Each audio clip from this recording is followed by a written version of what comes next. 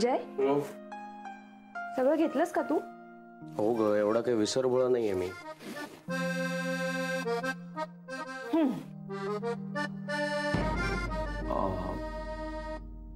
ही दाभोळकरांच्या प्रोजेक्टची फाईल आहे.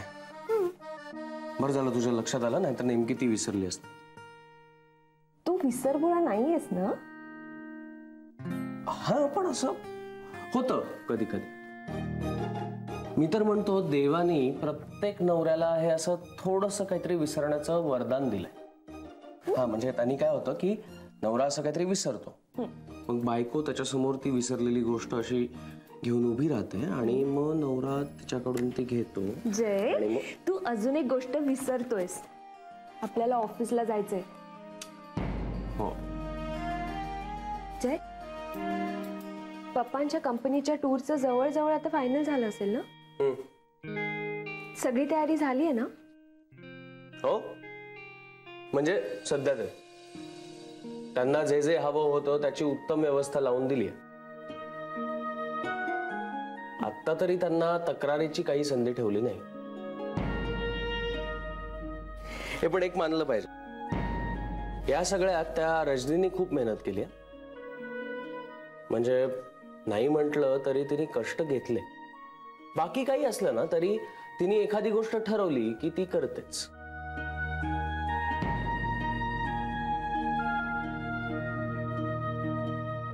काय झालं?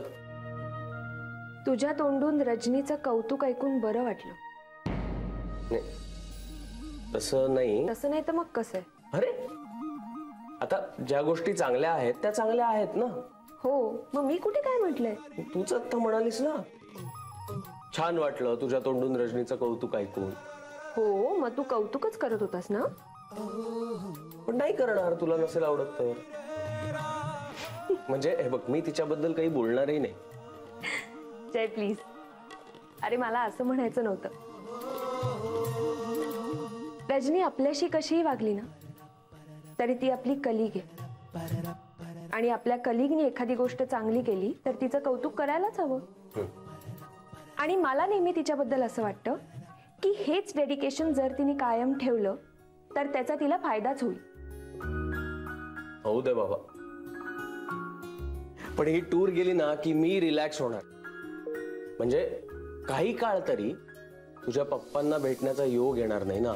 जय, पण त्यांना संधीच मिळणार नाही ना माझा अपमान करण्याची. बोर होतील ते. गंमत करतोय.